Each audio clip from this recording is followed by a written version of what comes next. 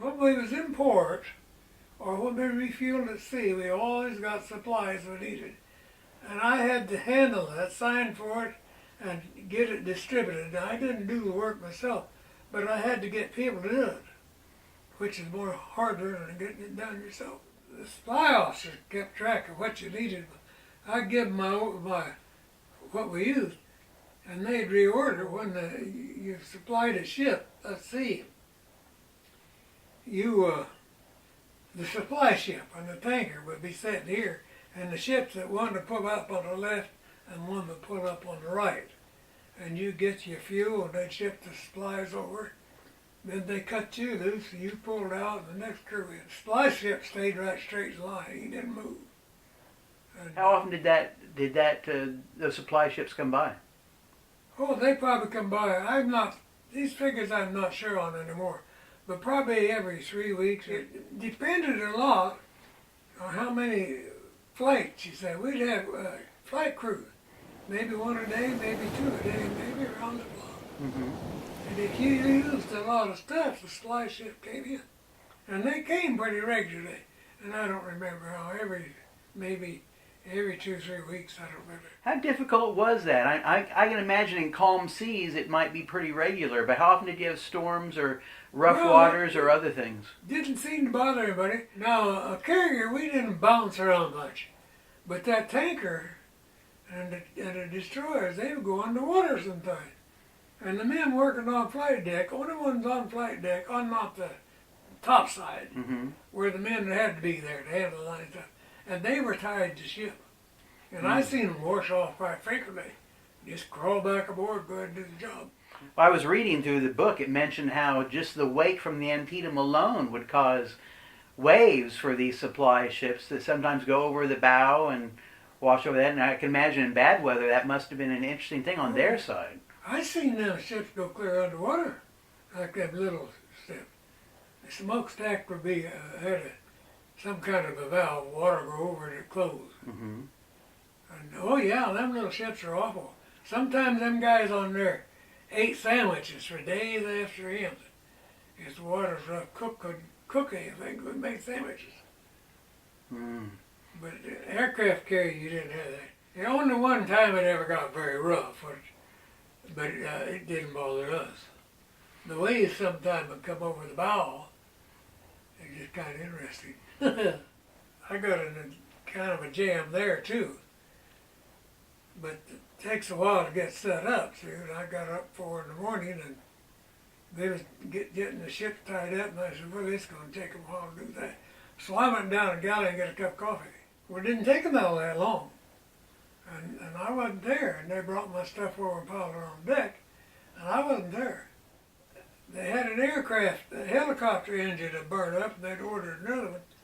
And I had orders from the executive officer and from the supply officer, all high up officers, to get that engine and notify them immediately when it come. Well, it didn't come. So they wanted, the supply ship wanted to cut us loose, and I said, no, you got send over that engine. They said, we sent it over. And I didn't get it. And we argued back and forth. They said, we sent that over the first thing, hot out of it. Well, here come the air group, chief. No one was supposed to mess the stuff with me. And this darn air group chief comes wandering down. Oh, I got that, but took it to the roof up to where we wanted it. And boy, I kept that supply ship tied on to us for 20 minutes. And I knew I was going to catch hell. And I did. From the executive officer and from the supply officer both. And when them high officers chewed you out, boy, you know you've been chewed out. And that's the only time I ever got in a jam like that. And then I didn't go for coffee no more until I had time. I was a stupid kid and just having fun. It was all interesting and really great experience for me. I was single and had all the money I needed, and all the food I wanted, all the cigarettes I wanted, and everything was fine. What were meals like on an aircraft carrier? Hmm? What were meals like on the carrier? What was what like? What were the meals like? Oh, they were good. Good. If we missed the supply ship, they got kind of bland, but the good meals. Now, I was, like I say, as a storekeeper. and the cooks were friends of mine. And when they wanted something, they got it. When I wanted something, I got it. I'd go to the galley and get whatever I wanted to eat. Sometimes I didn't even go showering, because I'd go in the kitchen and get what I wanted. What did the menu consist of? Oh, about everything. We had a lot of chicken, we had a lot of roast beef, and one time we had mutton. No one ate it, but they had good mutton steaks about that thick. Everybody was throwing them off the trash can. Wasn't good, I didn't think. But we had all kinds of meat. I don't ever remember having steaks on that ship. But we had good food. A lot of potatoes, vegetables, anything yeah. you wanted? Yeah, we had a lot of the potatoes were dried, but I liked them. And the milk was powdered milk mostly. And food was good. I thought food was good. Antietam ever go through a typhoon while you were on board? No, we had some really rough, got the tail end of one, some really rough weather, but it wasn't what you'd call rough. Whoa, pretty good, bounce up and down. What was it like? Interesting, I enjoyed it. The only time it ever bothered me, if I stand on the deck and look forward, and you can see that bow come up our water and then sink down, I get seasick. How often did that happen? I mean, you weren't supposed to be up there very often, you said. Well, I could be up there if they wasn't having flight quarters. Okay. If they wasn't launching planes, I could. So you spend a lot of time up there during those non-operational hours? Well, I actually got used to it, I didn't. Because it's cold up there. Yeah. Sometimes I had to go up there because if they needed some supplies that we didn't have, they would fly it in by special plane. And it was my job to go up there and get it to where it's supposed to go. I've often wondered what it was like up there during rain. Rain? Uh-huh. I tell you the experience I had. At sea, you'd be out here in the sunlight, and right down here was a wall of rain coming down. And I've walked on that deck in the sunlight right up there to that, straight down a wall of rain, right into that rain, got my butt wet. And I walked out of it the same way. It's just a wall of water. Now, was that a wooden deck still at that time? Yes. How slippery was it?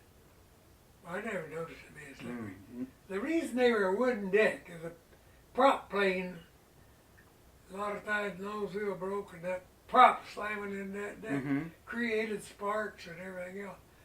And so it was wood. But when they changed it, they put on steel because jets didn't have props. How long did you still have props on board?